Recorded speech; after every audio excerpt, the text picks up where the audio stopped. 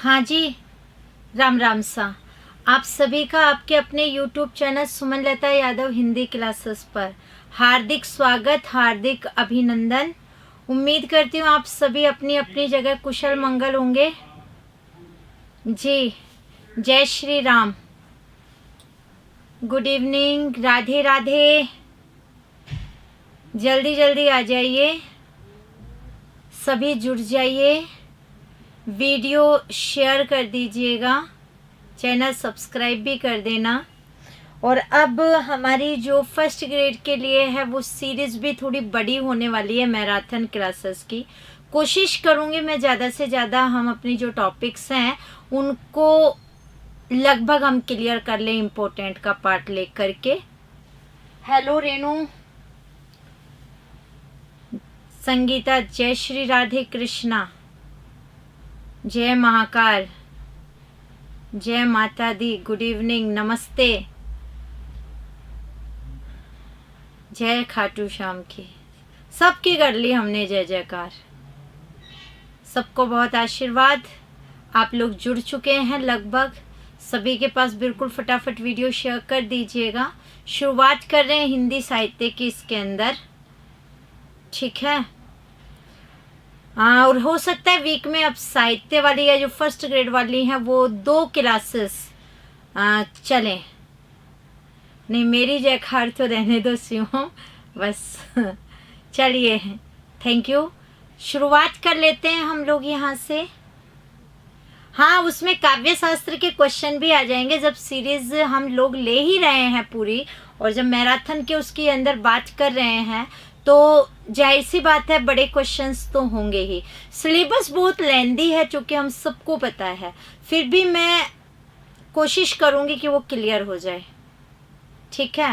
बिल्कुल, सभी को बहुत बहुत आशीर्वाद है, सफल रहें आप सभी। चलिए शुरुआत करते हैं हम लोग। पहला प्रश्न, कबीर को वाणी का डिक्टेटर किसने कहा है? ये आपके लिए प्रश्न है, जरा जल्दी जल्दी आंसर दे दीजिएगा आप लोग।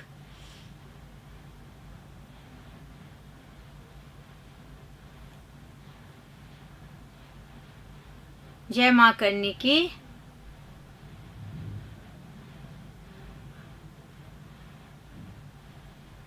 सी आप बताना शुरू कर चुके हैं, गुड।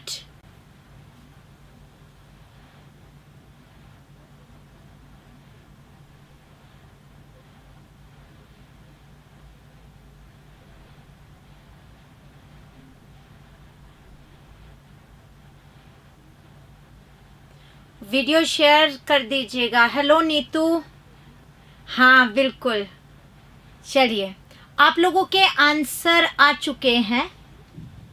आचार्य हजारी प्रसाद द्विवेदी। अगर हम कबीर जी की बात करें तो आप सबको पता है 1398 में इनका क्या हुआ है, जन्म हुआ है। और कहाँ हुआ है जन्म? काशी में। इनके गुरु कौन हुए? रामानंद जी। मृत्यु इनकी अगर मैं बात करूं तो 1518 ईस्वी में हुई थी। कहाँ पे? मगहर में, राइट। अगर बात करें कबीर जी की तो कबीर जी को कहा वाणी का डिक्टेटर किसने? आचार्य हजारी प्रसाद द्विवेदी ने। क्या कह करके उन्होंने कहा था कि जैसे ये अपनी बात को कहना चाहते थे उसी रूप में ये जनसाधारण तक अपनी बात पहुंचा देते थे। बिल्कुल, अगर भाषा पर बात करें, पंचमेल खिचड़ी, श्याम सुंदर दास जी का आता ही है नाम। अच्छा, मैं बता दूं, शुक्ल ने भी पंचमेल खिचड़ी का क्या लिया है? पक्ष लिया है। तो श्याम सुंदर दास जी हैं ही हैं, पहले इन्हीं का नाम आया हुआ है। अगर बात करें सदुकड़ी भाषा कहा किसने? आचार्य रामचंद्र शुक्ल ने। क्या कहा था? सदुकड़ी भाषा, जी हाँ बिल्कुल। वाक पटुता का इनके में कहे भाव था और इनकी वाणियों का संकलन किया था बीजक के नाम से इनके इनके शिष्य धर्मदास ने। धर्मदास ने क्या किया था? संकलन किया था। बीजक के 3 पार्ट हम लोग पढ़ते हैं, जहां अगर बात करें हम उसमें एक आप पढ़ते हैं साखी, एक आप पढ़ते हैं सबद, बै पूरा और आधा दोनों मिल जाता है, और एक पढ़ते हैं आप रेमेनी। अगर बात करें रेमेनी गेय चौपाइयाँ या गेय पद हैं, और इनकी जो भाषा है ये ब्रज भाषा है, और इस पर पूर्वी भाषा का क्या है, प्रभाव है। जबकि साखी जो है वो आत्मा की साक्षी पर लिखे गए दोहे हैं।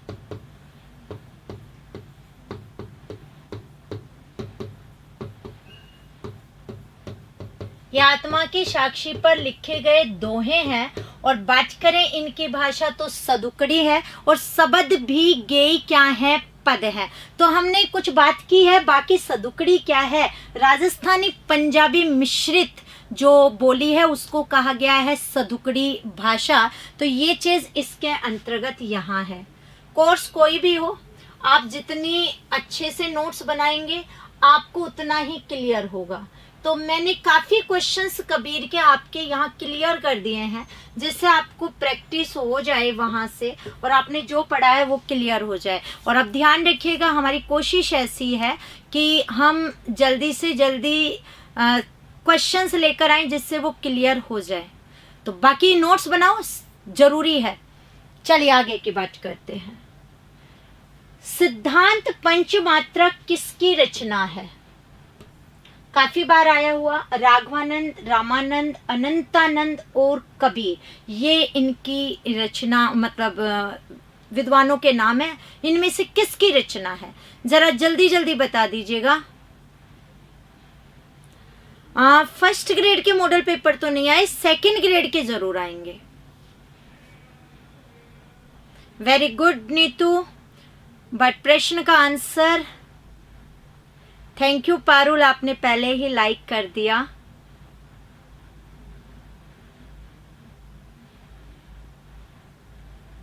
बेटा रीट मेंस की ऑलरेडी 2 तो हमने व्याकरण की चलाई रखी है ना क्लासेस, जिसमें पूरा ही हम कर रहे हैं। मेरे पास आंसर आ रहे हैं डबल, ये कुछ कह रहे हैं बी और कुछ कह रहे हैं ए।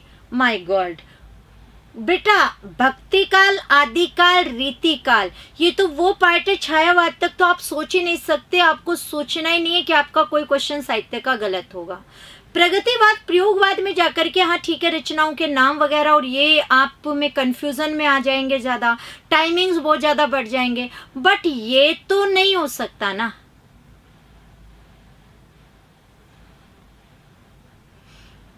बेटा टॉपिक वाइज पहले ऑलरेडी मैंने आदिकाल भक्तिकाल की सीरीज चलाई थी, आप उस समय शायद जुड़े नहीं थे, आप देखेंगे आपको मिल जाएगा। बी और ए डबल आंसर आ रहे हैं।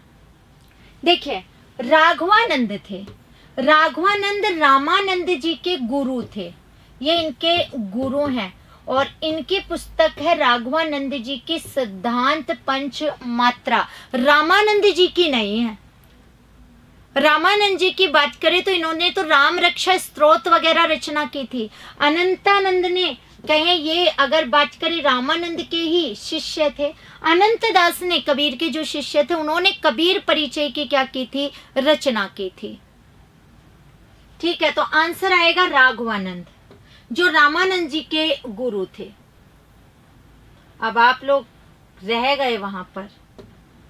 और हनुमान जी की आरती जो है वो रामानंद जी की देन है।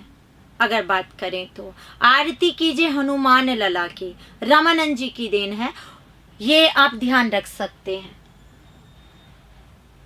मराठी भाषा में अभंगों की रचना किसने की है? नामदेव, ज्ञानदेव, विसोवाखेचर, देवाधिदेव।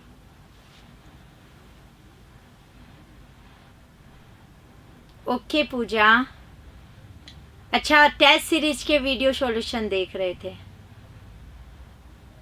बेटा प्रिया मीना ऑनलाइन कोर्स की फीस आपको प्रेप ऑनलाइन सरकारी नौकरी वाले इस चैनल पर पता चल जाएगी।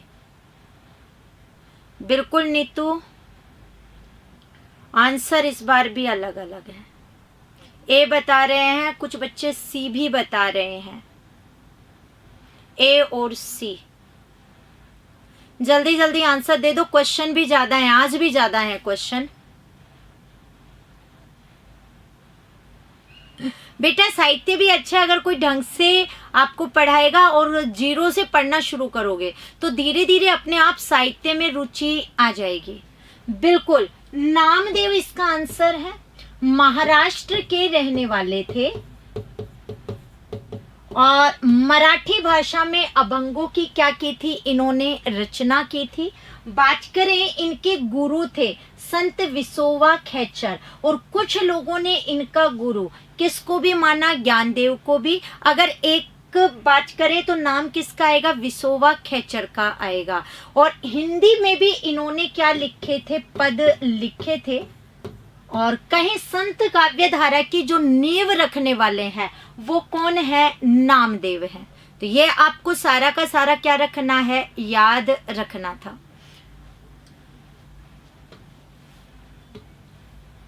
आगे देखते हैं, तो नामदेव इसका आंसर।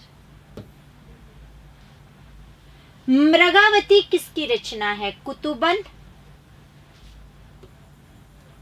हुसैन शाह, कबीरदास, नूर मोहम्मद।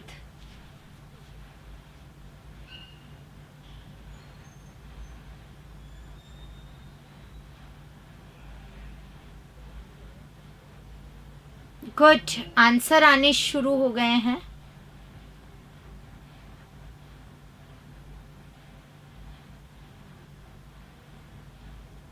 जी मीना, राम राम बेटा, वेरी गुड। इस बार आंसर आपके बिल्कुल सही आ रहे हैं। ए आपने उत्तर दे दिया है इसके अंदर, कुतुबन।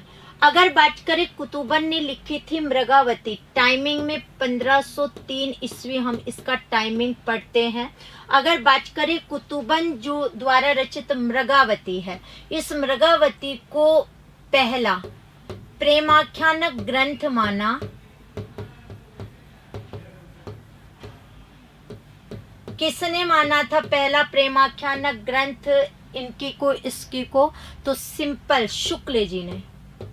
ये पहली रचना है जिसके अंतर्गत नायक की मृत्यु पर नायिका का सती होना क्या दिखाया गया है, चित्रित। इसके अलावा अगर हम लोग बात करें सूफी काव्य धारा की, तो आप लोग बहुत अच्छे से जानते हैं सूफी काव्य धारा की जो भाषा थी वो कौन सी थी, अवधी। तो ये भी अवधी में है। अगर बात करें इसके अंतर्गत कौन सी शैली का प्रयोग किया गया है, तो आप बहुत अच्छे से जानते हैं, एक कड़वक शैली वगैरह आप पढ़ते हैं। अवधि में ई की मात्रा बड़ी, भाषा वाले में छोटी जो मात्रा अवधि की होगी वो समय सीमा के लिए आ जाएगी। तो मैं आपको बताऊं, कड़वक शैली में इसमें 5 चौपाइयों के बाद एक दोहा था। तो मैं आपको बता दूं, बहुत बार प्रश्न आता है कि बताइए तुलसी की अवधि और जायसी की अवधि में क्या अंतर है। तो मैं आपको बता दूं, तुलसी की जो अवधि है वो परिष्कृत थी। परिष्कृत मतलब, परिष्कृत अवधि मतलब संस्कृत निष्ठ अवधि थी। जबकि अगर हम लोग बात करें यहाँ जायसी की अवधि की या बाकी और की, तो वो ठेठ अवधि है, यानी ग्रामीण अवधि का क्या किया गया है, प्रयोग किया गया है। चौपाई के बाद दोहा रखने की शैली कहलाती है कड़वक शैली। कड़वक शैली कहलाएगी चौपाई के बाद क्या रखोगे, दोहा। तो वो चीज तो ध्यान रखना, कुतुबन की जो मृगावती है ये एकमात्र ऐसी रचना है जिसके दोहे की भाषा परिष्कृत अवधि है। अब ये मैं डिटेल इसलिए क्योंकि अब आप पढ़ रहे हैं तो जितना हो सके यहाँ से क्लियर हो जाए। नूर मोहम्मद ने लिखी थी अनुराग बांसुरी, ये यहाँ पर आ गया है। कबीरदास जी का हमारा हो ही गया है। तो ये आपको सारा का सारा मैंने इससे जुड़ा हुआ बता दिया है, कुछ इंपॉर्टेंट क्वेश्चन। ये वैसे 2 रूपों में मिली थी, एक खंड विभाजन सहित और एक खंड विभाजन रहित, दोनों ही पार्टों में ये मिली है। तो आंसर हमारा है कुतुबन। वीडियो शेयर कर दीजिएगा। आगे की बात, मशनवी शैली तो सभी में है ही इनके। आगे, किसने माना कि भक्ति शब्द की व्युत्पत्ति भज धातु से हुई है? जरा जल्दी जल्दी आंसर दे दो। विल्सन, क्रोचे, मोनियर, विलियम्स और ग्रिफ्थ।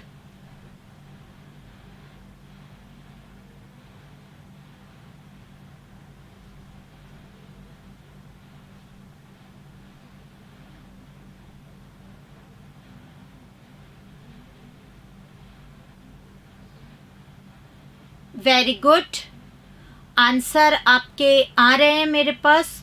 मोनियर, बिल्कुल।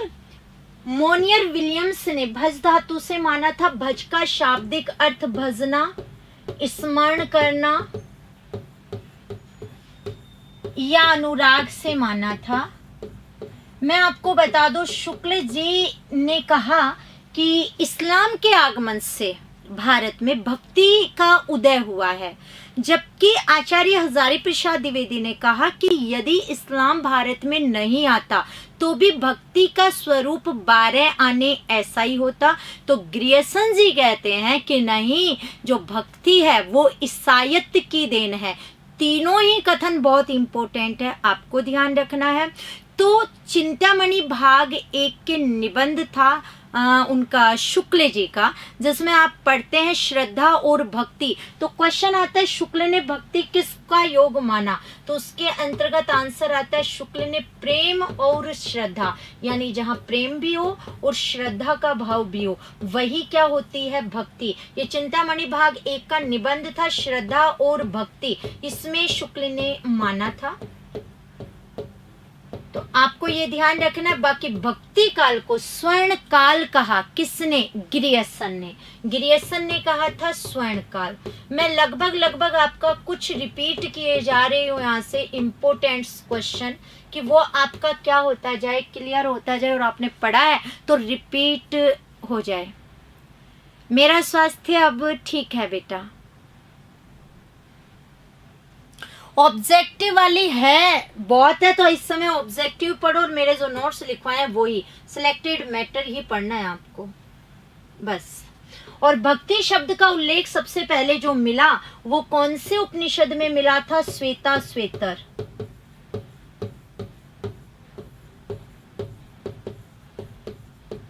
तो श्वेता श्वेतर उपनिषद में इसका सबसे पहले क्या मिला था, प्रयोग मिला था। तो अगले प्रश्न पर आ जाते हैं। किसकी भाषा को अवधि का अर्धान कहा गया है?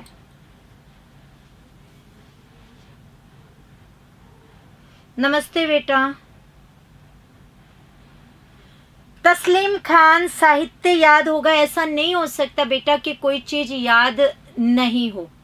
रिपीट, भैया कह रहे हैं आपको इतना सब कुछ कैसे याद होता, रिपीट करना है बस। अगर आपको रिपीट आप कर रहे हो बार बार चीजें तो याद रहेंगे। ए और बी दो आंसर आ रहे हैं, ये मुझे पता है आंसर इन दो में से एक रहेगा। नहीं, बीएड में नहीं है तो भी चल जाएगा, वो जरूरी नहीं हिंदी होना चाहिए बीए के अंदर। ए और बी डबल आंसर आ रहे हैं आप लोगों के। मैं आपको बता देती हूँ, तुलसी नहीं है, जायसी, अर्धान महक, अवधि की महक, ठेठ अवधि का प्रयोग किया था, इसलिए अगर बात करें यहाँ पर तो वो जायसी आंसर आएगा। मैंने कहा ना छायावाद तक तो कोई प्रॉब्लम नहीं आएगी, उसके आगे आप लोग पढ़ेंगे तो क्लियर हो जाएगा। स्मार्त संप्रदाय के प्रवर्तक कौन है? एक संप्रदाय आ सकता है आपके लिए, तो ये देखे जरा फटाफट क्या आंसर आएगा।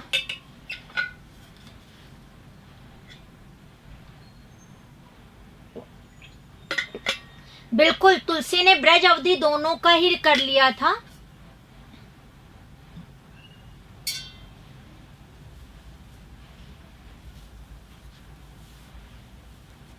वेरी गुड, दो आंसर आ रहे हैं, रामानुजाचार्य और शंकराचार्य। आप डबल जवाब दे रहे हैं मुझे।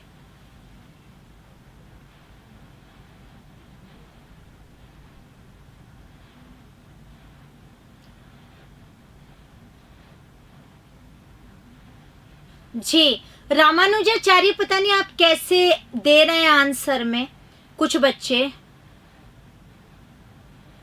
ओह, चलिए यहाँ पर बात करें। यहाँ पे स्मार्त संप्रदाय शंकराचार्य की देन है। अगर कहीं वाद में बात करें तो इन्होंने दिया था अद्वैतवाद। ये कह रहे थे यानी नहीं, द्वे यानी दो, दो नहीं है। जीव जो ब्रह्म है वो जीव और जो जगत के ऊपर आए थे, जितने वाद थे वो इन तीनों पर, जीव जगत ब्रह्म। तो इन्होंने कहा कि ब्रह्म और जीव अलग अलग नहीं है, बल्कि क्या है, एक है। मतलब वही चीज आत्मा परमात्मा से निकला, तो जीव और ब्रह्म एक, ऐसा इन्होंने बताया। और इनके संप्रदाय का नाम क्या था, स्मार्त संप्रदाय। मैं आपको बता दूं, शंकराचार्य वर्ण व्यवस्था के पक्के समर्थक थे और संन्यास के क्षेत्र में नारी का प्रवेश वर्जित मानते थे। ये ऐसा इनकी सोच थी। और कहें इनकी त्याग भावना से प्रभावित हुए थे गोविंद योगी जी भी, जो इनके गुरु माने जाते हैं। और अगर बात करें संपूर्ण भारत में स्थापना के लिए, मतलब एकता स्थापना के लिए, इन्होंने 4 मठों की स्थापना की थी। कुछ लोग इन्हें कहते थे विद्वान प्रच्छन्न बोध, जिसके अंतर्गत अगर हम लोग बात करें 4 मठ कौन से, तो मैं आपको बता देती हूँ।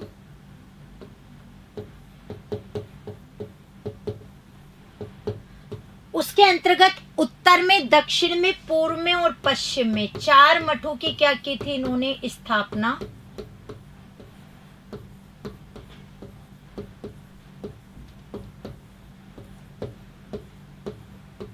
अगर बात करें कौन कौन से के अंतर्गत, हाँ बिल्कुल इन्होंने कहा था इसके अंतर्गत, वेरी गुड। उत्तर में बिल्कुल बद्रीनाथ, बद्रीनाथ शब्द शुद्धि में भी आता है, ऐसा आएगा। पूर्व में पुरी था, जगन्नाथपुरी जिसे आप बोलते हैं। अब बच गए दक्षिण और पश्चिम का। आप लोग आंसर्स दे रहे हैं, ये बहुत ही अच्छी बात है इसके अंतर्गत। और मैं आपको बता दूं, रामानुजाचार्य ने बिल्कुल श्री संप्रदाय की स्थापना की थी।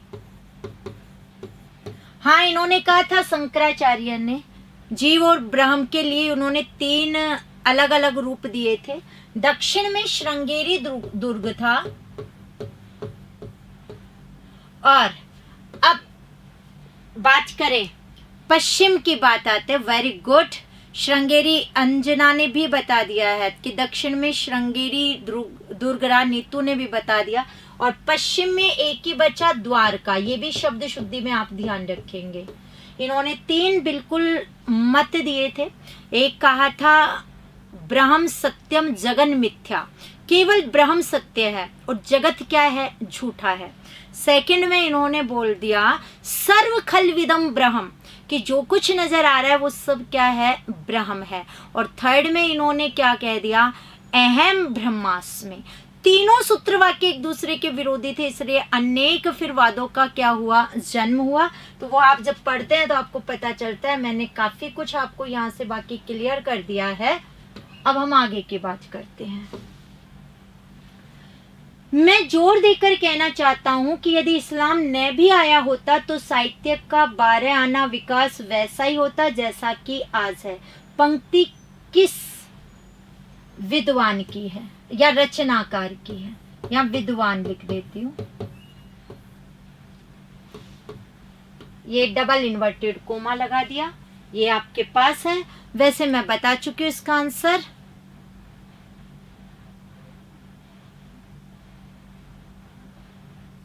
वेरी गुड, आचार्य हजारी प्रसाद द्विवेदी, नो डाउट हमने अभी पढ़ा था, क्लियर किया था। ये हजारी जी का। जाके प्रिय न राम वेदेही, पंक्ति तुलसीदास की किस रचना से है?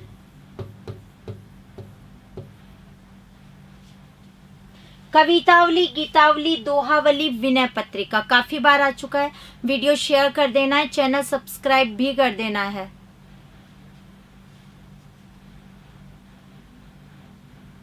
हेलो हेलो हेलो फटाफट। वेरी गुड, आंसर डबल आ रहे हैं। नो, शायद नहीं चलता यहाँ।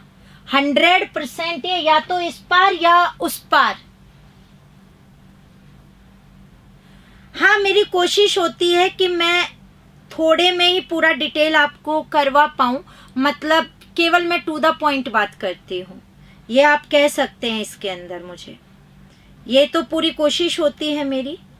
ये क्वेश्चन बहुत बार आया हुआ है, मुझे डबल आंसर मिल रहे हैं। कुछ बच्चे कह रहे हैं कि शायद ये है, शायद का हमारे पास कोई ऑप्शन नहीं है। मैं आपको बता देती हूँ, शायद तो चलेगा ही नहीं, हमें पूरा ही जवाब देना पड़ेगा।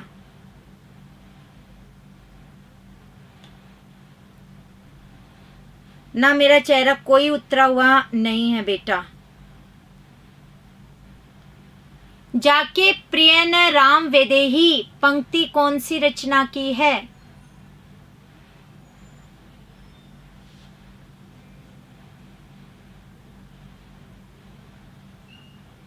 जाके प्रिय न राम वेदेही पंक्ति किस रचना की है? अरे गीतावली की तो नहीं है।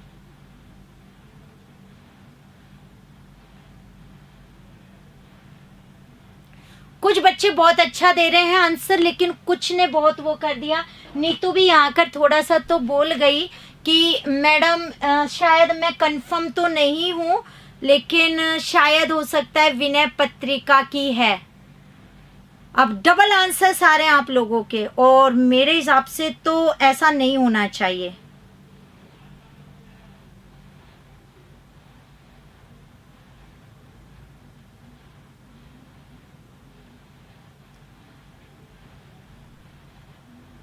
हिंदी साहित्य की ऑब्जेक्टिव बुक बिल्कुल है बेटा, आप ले सकते हैं।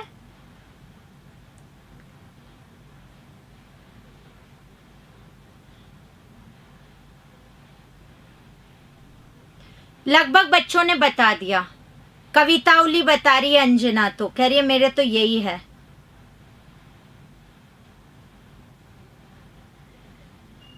एक मिनट रुक जाओ, मैंने वैसे सोचा नहीं था इस प्रश्न को, मैं एक बार हटवा रही थी कि ये तो आप सभी का ही क्लियर है, लेकिन मुझे आज लग रहा है कि नहीं, क्लियर तो नहीं था। अच्छा है मैंने आप लोगों के लिए लिख लिया है इस क्वेश्चन को, नहीं तो आपका गलत ही हो जाता। बिल्कुल विनय पत्रिका है। काफी बच्चों ने अपना अपना आंसर चेंज कर दिया।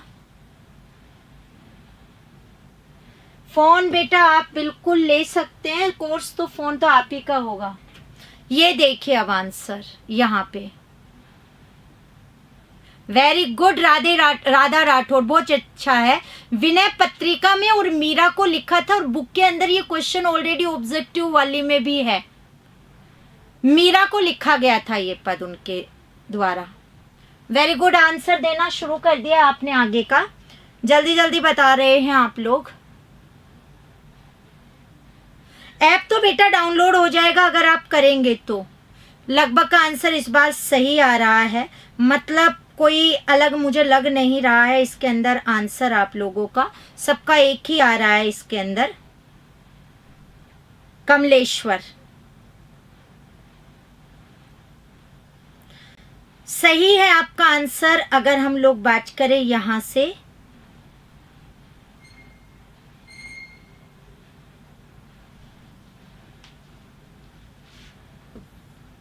कितने पाकिस्तान, कहीं विभाजन त्रासदी पर आधारित है ये, भारत पाकिस्तान पर। कई बार क्वेश्चन आता है कौन सा उपन्यास है जो विभाजन त्रासदी पर प्राप्त हुआ, मतलब है या नहीं है, तो उसमें एक कितने पाकिस्तान है जो विभाजन त्रासदी पर है। कमलेश्वर का है, साहित्य अकादमी मिला है। कुछ बच्चों ने आंसर दिया है।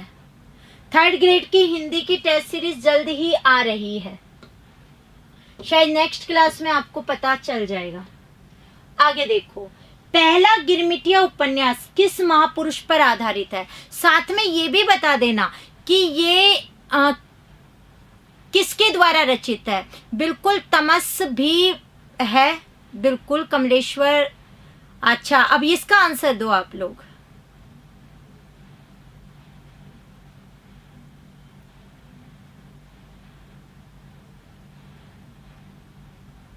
हाँ भीष्म सानी का है तमस, हाँ वो बिल्कुल, वो भी विभाजन त्रासदी पर अभी आएगा। ये तो सही बता रहे हैं आप लोग कि ये महात्मा गांधी जी पर लिखा है पहला गिरमिटिया। किसने लिखा है? जिसने लिखा है उससे कुछ पुरस्कार वगैरह भी मिला है, इसलिए पूछ रही हूँ।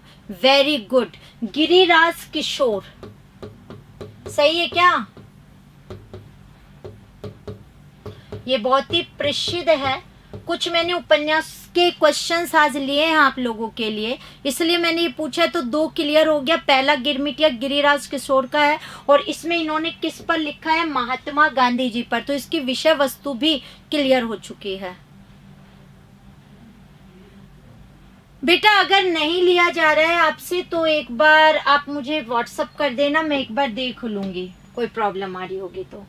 कौन सा उपन्यास आज्ञे का नहीं है? जरा सोच करके आंसर दीजिएगा। और हमें यहां से बहुत चीजें पढ़नी है।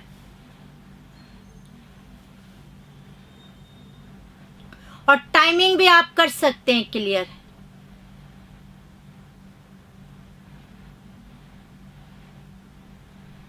बिल्कुल, आप लोगों का आंसर सही आ रहा है।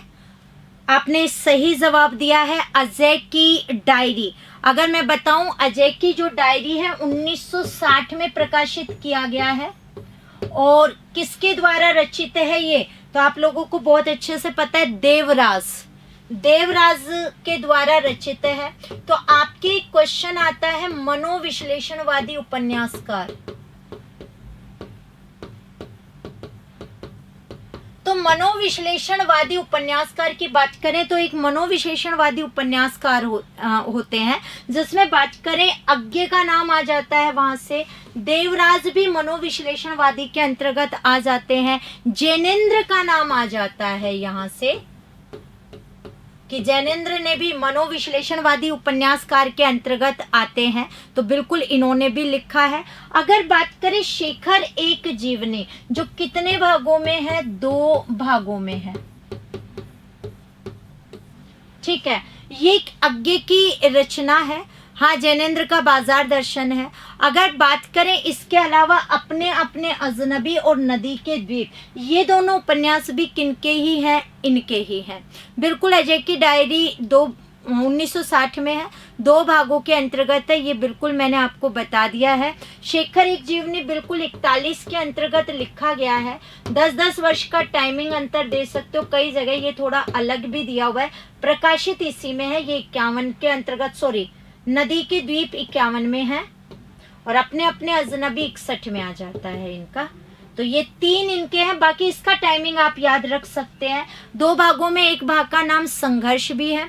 आज्ञे पर वैसे बात करें तो इन्हें भारतीय ज्ञानपीठ पुरस्कार मिला है और रचना पर मिला है। कौन सी रचना पर? तो कितनी नावों में कितनी बार पर इन्हें मिला है? 78 का मिला है, 1978 का इस पर ज्ञानपीठ मिला है। इन्हें साहित्य अकादमी भी मिला है। हाँ, 2 भाग थे, एक उत्थान एक संघर्ष, दूसरा भाग था संघर्ष। थोड़ा सा ये वो मात्रा गलत लग गई है। और साहित्य अकादमी भी मिला था। किस पर मिला था? आंगन के पार द्वार पर।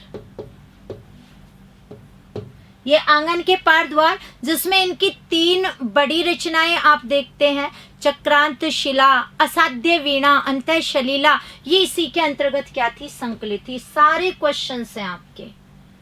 मनोविश्लेषणवादी उपन्यासकार भी आ चुका है इसके अंतर्गत आपका, यहां से इनका भी क्लियर हो गया है। अगला क्वेश्चन, काम कुंठा को शिकार स्त्री के चरित्र का चित्रण की शिकार स्त्री के चरित्र का चित्रण किस उपन्यास में किया गया है? जरा जल्दी जल्दी आप मुझे बता सकते हैं। ये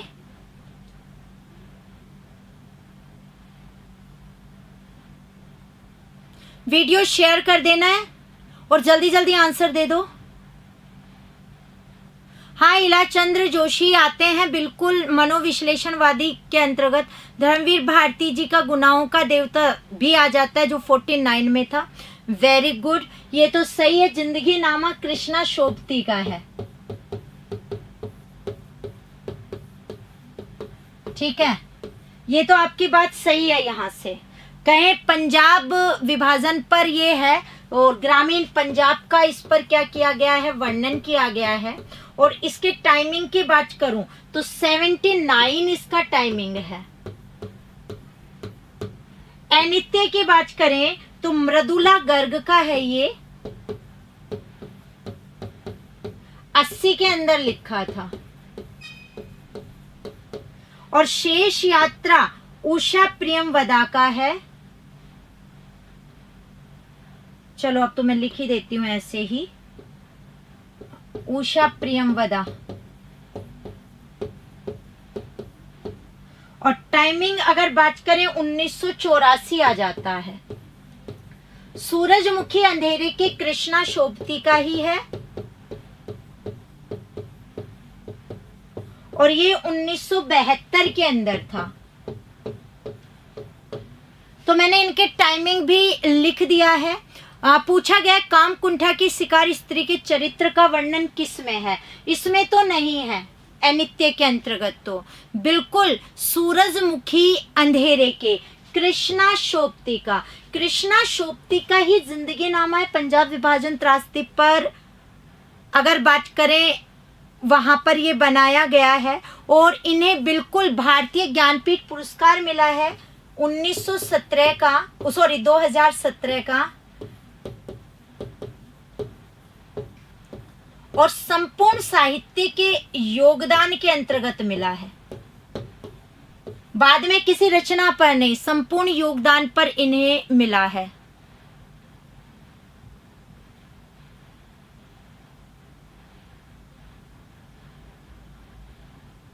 बेटा नीतू कुमारी, मुझे पता नहीं टोंक फाटक पर मेरे कौन से नोट्स मिलते हैं, मुझे खुद ही नहीं पता है। प्रिय बोलने वाली है प्रियमवदा। प्रियमवद था एक, आपको याद हो तो, असाध्य वीणा में। बाकी अब तो आप अर्थ पूछ रहे हैं, आप तो फिलहाल ये याद कर लो। आगे देखो, हिंदी का प्रथम उपन्यास कौन सा माना जाता है, ये इसके अंतर्गत है। इसमें फटाफट आप लोग आंसर दे सकते हैं इसके अंतर्गत।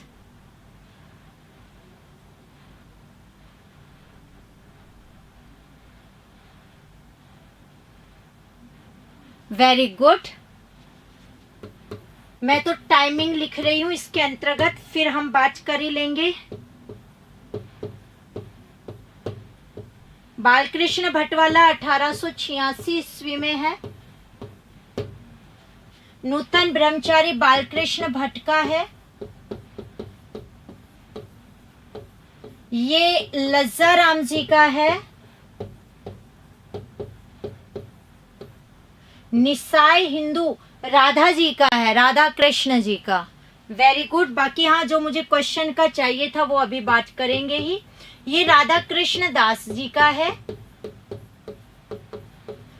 अब इस प्रश्न का आंसर परीक्षा गुरु है, बिल्कुल लाला श्रीनिवास दास का है। शुक्ल ने जो पहला उपन्यास माना है हिंदी का, वो परीक्षा गुरु को ही माना है। अगर बात करें इसका जो टाइमिंग है वो 1882 ईस्वी है, जबकि श्रद्धा राम फुल्लोरी, कई जगह फिल्लोरी भी लिखा हुआ मिलेगा, इन्होंने लिखा था भाग्यवती। तो रचना की दृष्टि से हिंदी का पहला उपन्यास भाग्यवती माना जाता है, जो 1877 ईस्वी के अंतर्गत है। ये रचना की दृष्टि से है। वैसे सर्वमान्य रूप से देखें बिना रचना की दृष्टि से तो क्या है, परीक्षा गुरु है। अगर बात करें श्रद्धा राम जी ने लिखी थी आरती ओम जय जगदीश हरे, तो इस आरती के रचयिता बहुत बार पूछते हैं, तो ओम जय जगदीश हरे आरती के रचयिता कौन है, श्रद्धा राम जी हैं। तो इनके टाइमिंग मैंने बता दिया। निसाय हिंदू जो था ये बिल्कुल गोवध पर क्या था, आधारित था। रणधीर प्रेम मोहिनी जो है लाला श्रीनिवास दास का हिंदी का पहला दुखांत नाटक था, ये भी इनका ही था, लाला श्रीनिवास दास का। ये नाटक है, लेकिन हिंदी का पहला। दुखांत नाटक। ठीक है, चलिए बात करते हैं।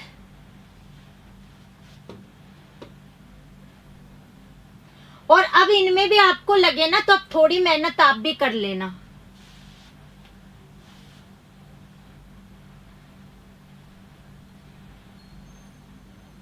आगे की बात करते हैं।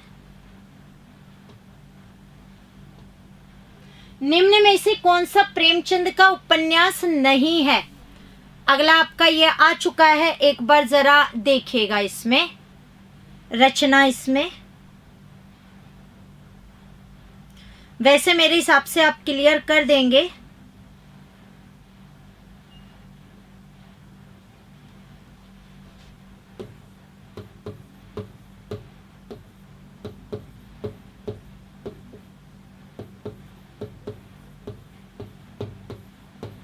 मैं सिर्फ टाइमिंग लिख करके छोड़ रही हूं।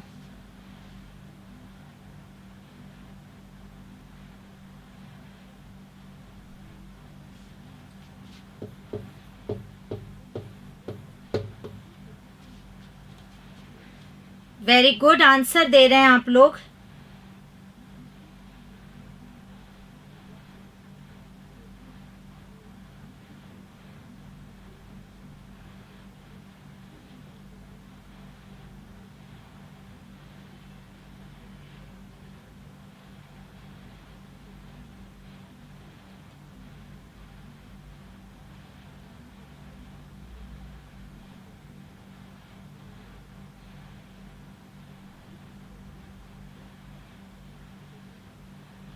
वेरी गुड, आप लोगों ने आंसर मुझे दे दिए हैं इसके।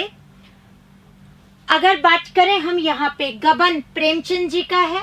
अगर कहें इसमें आभूषण प्रेम वगैरह का क्या किया गया है वर्णन, निर्मला अनमेल विवाह का क्या किया गया है वर्णन किया गया है, 27 में लिखा गया था। सेवा सदन हिंदी का इनका पहला है, वैसे अनुदित है। बाजारे हुस्न लिखा था उर्दू के अंदर प्रेमचंद जी ने, उसका ये अनुवाद है।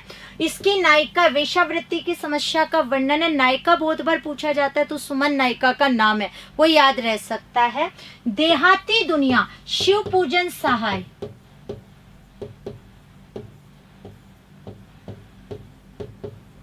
इनका है ये देहाती दुनिया 1926 के अंतर्गत। ठीक, साहित्य जितना पढ़े उतना कम है, फर्स्ट ग्रेड का सिलेबस बहुत ज्यादा है, सबसे बड़ी बात यह है। फणीश्वर नाथ रेणु का उपन्यास कौन सा नहीं है? परती परिकथा, जुलूस, कितने चौराहे और बलचनमा, ये है। जरा जल्दी जल्दी बता दो आंसर। ऑब्जेक्टिव बुक हिंदी की आई हुई है, वो आप लोग ले सकते हैं। इनके टाइमिंग में लिख देती हूँ, इतने आप लोग आंसर देंगे तब तक। परती परिकथा 57 में आ गया था यहां से। Very good.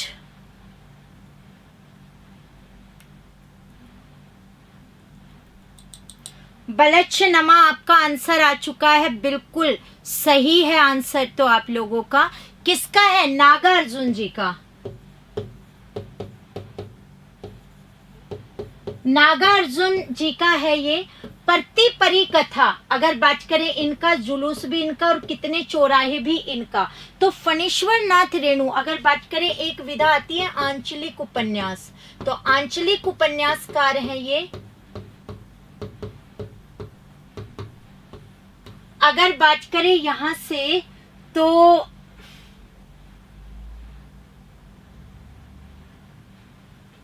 रेणु द्वारा लिखा गया मैला आंचल पहला आंचलिक उपन्यास माना जाता है। 1954 इसका क्या है? टाइमिंग है। इसमें बिहार के पूर्णिया जिले के मेरीगंज गांव का क्या किया गया था? चित्रण किया गया था। ठीक है, तो ये चीज यहाँ आ गई है।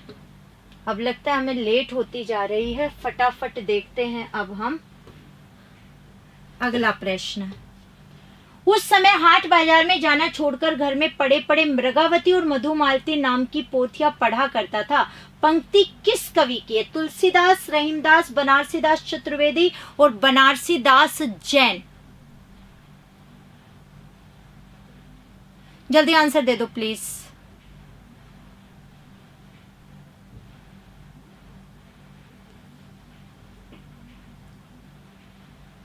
हाँ, ये शायद आपको ऐसा दिख रहा है, बिल्कुल सही कह रहे हैं आप, याद नहीं रहता है मुझे।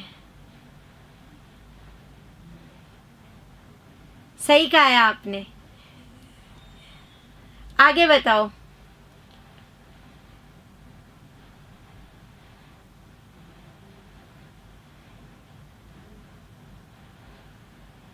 जल्दी आंसर दे दिया, कह रहे हैं सी है। अच्छा ये बताओ, पहली आत्मकथा किसने लिखी थी? हिंदी की पहली आत्मकथा किसने लिखी? ये बहुत इंपॉर्टेंट क्वेश्चन है और इसको मैंने आप लोगों को पढ़ाया है साहित्य के अंदर, इसलिए जरा जल्दी से आंसर देना। पहली आत्मकथा कौन सी और किसने लिखी थी? बनारसी दास जैन ने, राइट। और बनारसी दास जैन ही इसका आंसर है। आप लोग शायद समझ नहीं पाए उस चीज को और आपने फटाफट आंसर दे दिया। और अगर आप में से किसी को पता हो तो जब मैंने आपको पढ़ाया है मधुमालती वगैरह, तो मैंने कहा था बनारसी दास जैन ने जो अर्ध कथा लिखी है उसमें उन्होंने 2 सूफी काव्य जो ग्रंथ है उनका वर्णन किया था, एक मृगावती और एक मधुमालती का। तो वो चीज आपने ध्यान नहीं दी, इसलिए वो मिस कर दी आपने। आगे, कबीर दास की भाषा थी, ये तो अभी आंसर गया था, जल्दी जल्दी बता दो।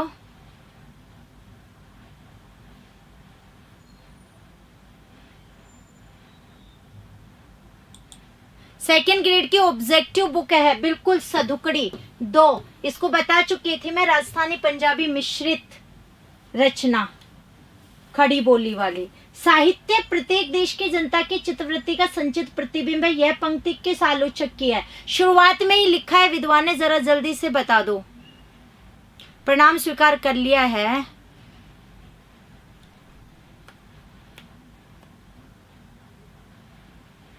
जी, शुक्ल ने, इन्होंने कहा था जो भी साहित्य है वो वहां की जनता की चित्तवृत्तियों का संचित क्या है? प्रतिबिंब है।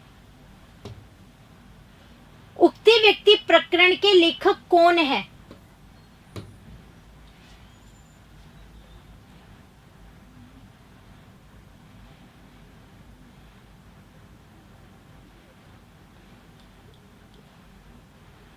अगला प्रश्न है 20वां, जरा जल्दी जल्दी आंसर दे दें, हम बहुत लेट हो रहे हैं। सी और डी। उक्ति व्यक्ति प्रकरण दामोदर शर्मा जो गैडवार राजा गोविंद चंद्र के यहाँ पर सभा पंडित पद पर कार्यरत रहे हैं, और हजारी जी ने कहा इसमें बनारस के आसपास के जो क्षेत्र हैं उनकी भाषा का क्या किया गया है? उल्लेख किया है। रोड़ा ने तो राउलवेल लिखा था जो चंपू काव्य है, और 7 भाषाओं का इसमें क्या किया गया है? प्रयोग किया गया है। और नखशिख वर्णन है इसमें राहुल नायका का। तो ज्योतिरीश्वर ठाकुर ने वर्ण रत्नाकर लिखा था, जिसका संपादन 1940 में किया था सुनीति कुमार चटर्जी और डॉक्टर बबुआ मिश्र ने एशियाटिक सोसाइटी ऑफ बंगाल पत्रिका से उसे प्रकाशित करवाया था। बाकी इसका जो आधार रहा वर्ण रत्नाकर का, वो संस्कृत की रचना है मानसोल्लास, वो उसका आधार है। और 8 कलोल में विभक्त है मानसोल्लास जो है। हाँ, पुष्पदंत ने बिल्कुल महापुराण की क्या की थी? रचना की थी, तो इन्होंने महापुराण लिखा था। ठीक है, तो ये अपना यहाँ से हो गया। तो दामोदर जी का मैंने बता दिया, बाकी ये भी बता दिए। और मैं आपको बता देती हूँ, ये जो ज्योतिरीश्वर ठाकुर जी का वर्ण रत्नाकर था ये मैथिली भाषा के अंतर्गत था, और इन तीनों की जो रचनाएं हैं वो आदिकालीन गद्य साहित्य के अंतर्गत आती हैं। हिंदी काव्य धारा के संपादक हैं राहुल सांकृत्यायन, पीताम्बर दत्त बड़थवाल, श्री राम शर्मा और रामचंद्र शुक्ल। जल्दी से बता दो। हाँ, कलोल सर्ग के लिए है। हाँ, मैथिली का विश्वकोश है, व्याकरणिक रचना है वो, शब्दकोश, विश्वकोश नहीं शब्दकोश आप कह सकते हैं। वेरी गुड राहुल सांकृत्यायन, हिंदी काव्य धारा। सरप्पा का संबंध निम्न में से किससे है? तो मैं आपको बता देती हूँ, सरप्पा जो है वो बिल्कुल क्या थे, सिद्ध थे। सिद्धों का जो क्षेत्र था, उड़ीसा आप पढ़ते हैं, वहां से बिहार है, बांग्ला है, बिल्कुल ये इनका क्षेत्र रहा है। पीताम्बर दत्त बड़थवाल ने हाँ गोरख बानी संग्रह का वर्णन किया था वहां पर संकलन। तो सिद्ध जो है इन्होंने संध्या भाषा के अंतर्गत रचनाएं की थी। 8वीं शताब्दी का इनका टाइम है और सहजयान की स्थापना की थी, जहां से आगे चल करके सिद्धों का जो नाथों का जो जन्म था वो वहां से हुआ था। और सरप्पा की आगे की बात करें तो इन्हें राहुल भद्र, सरहपाद वगैरह नामों से भी क्या किया जाता है, जाना जाता है। इवन मैं आपको बता दूं कि हिंदी के पहले कवि जो सर्वमान्य रूप से माने गए हैं वो कौन माने गए हैं, सरप्पा। और इनकी जो रचना है दोहा कोश, उसमें आपको दोहों का प्रयोग मिलेगा गेय पद रूप के अंतर्गत। तो सिद्ध साहित्य से ये जुड़े हुए हैं। पुष्पदंत किस शताब्दी के कवि थे? हमने अभी महापुराण की बात कर ही ली थी। इन्होंने स्वयं को कहा था अभिमान मेरु, अभिमान मेरु कहा था। वैसे अब ब्रंश भाषा के वेद व्यास भी माने गए हैं। 10वीं शताब्दी इनका क्या रहा है, टाइमिंग रहा है। राशा शब्द की उत्पत्ति रसायन से किसने मानी है? अगला क्वेश्चन ये है आपका, जरा जल्दी जल्दी उत्तर आप मुझे बता दीजिएगा। जी मैं आंसर बता देती हूँ। आपका आंसर शायद अभी 10वीं शताब्दी ही आ रहा है इसके अंतर्गत, और मैं इसको आगे लेकर के चलती हूँ थोड़ा सा। तो मैं आपको बता देती हूँ, रासो शब्द सर्वमान्य रूप से तो जो जन्म माना गया वो रासक से माना गया है बच्चों। और ये जो मत दिया हुआ है वो दिया है आचार्य हजारी प्रसाद द्विवेदी ने। ठीक है, अगर बात करें रासक से रासो शब्द का जो व्युत्पत्ति क्रम है वो कई बार पूछा जाता है, तो ये मैंने आपके लिए लिख दिया है। ये इसका व्युत्पत्ति क्रम है। और रसायन का प्रयोग जो है वो शुक्ल ने किया था, और इस शब्द का प्रयोग इन्हें मिला था बीसलदेव रासों में सबसे पहले। तो उसको आधार बनाकर इन्होंने लिखा था। तो शुक्ल इसका क्या है आंसर। सर्वमान्य रूप से ये रासक का रूप है। रासक एक छंद का नाम है। अगली रचना आ चुकी है आपके लिए इसके अंदर, खालिक बारी। इसके अंदर कि खालिक बारी किसकी रचना है? तो अमीर खुसरो की ये रचना है। अगर मैं खालिक बारी की बात करूं तो पर्यायवाची शब्दकोश है, जिसके अंतर्गत मैं कह सकती हूँ उर्दू अरबी फारसी के शब्दों का हिंदी अनुवाद किया था। खुसरो हिंदी के, खड़ी बोली हिंदी के पहले प्रथम प्रयोगकर्ता माने जाते हैं। इन्होंने हिंदी के लिए हिंदवी शब्द का प्रयोग किया था। हिंदू मुस्लिम समन्वित संस्कृति के प्रथम प्रतिनिधि भी कौन माने जाते हैं? अमीर खुसरो। मनोरंजनात्मक में भी इन्होंने रचनाएं लिखी थी, कहें पहेलियां, मुकरियां, दो सुखने, ये इनकी रचनाएं रही। संगीत के क्षेत्र में बहुत योगदान रहा है। गजलें, कव्वाली जो है वो इन्होंने लिखी, तराना गायन शैली, और कहें तो तबला, सितार, वाद्य यंत्र के आविष्कार करता रहे। तो खुसरो के बारे में मैंने कुछ चीजें बताई। एटा जिले के पटियाली ग्राम में इनका क्या हुआ, जन्म हुआ। राउलवेल किसकी रचना है? रोड़ा की है, और ये शिलांकित रचना है। और ये जो शिलालेख हैं ये आपको मिलेंगे कहाँ पर? प्रिंस ऑफ वेल्स संग्रहालय मुंबई में आपको मिलेंगे। तो रोड़ा की ये क्या है, रचना है। किन रचनाकारों की भाषा को संध्या भाषा कहा गया है? तो ये रचनाकार नहीं, किन साहित्य या क्षेत्रों की? तो मैं आपको बता देती हूँ, रचनाकार जो साहित्य में हुए वो बौद्ध और सिद्ध। जो बौद्ध धर्म की हीनयान और महायान शाखा थी, उस महायान की वज्रयान शाखा से सिद्धों का जन्म हुआ था। तो सिद्धों ने उलट भाषाओं में संध्या भाषा का प्रयोग किया था। ये प्रतीकात्मक क्या होती है, भाषा होती है। आगे चल करके शुक्ल ने उलट भाषाओं के अंतर्गत संध्या भाषा का क्या किया था, प्रयोग किया था। तो आंसर होगा 1 नंबर।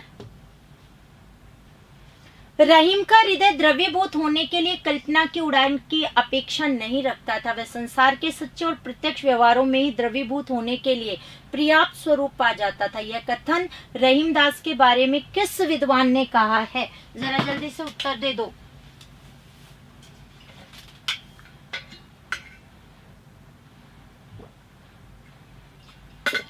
कितने क्वेश्चन है टोटल? आज तो लगता है आप भी थक गए भाई।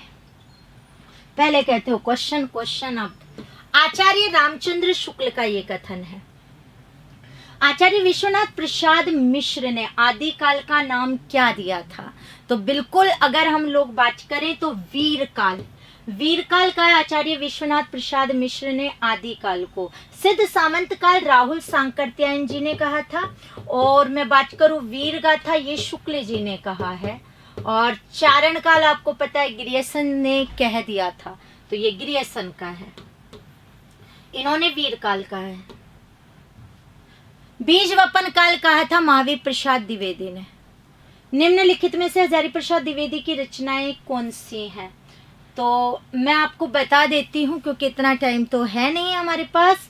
तो एक तो साहित्य का मर्म और मध्यकालीन धर्म स्थापना, ये दो इसके आंसर हैं।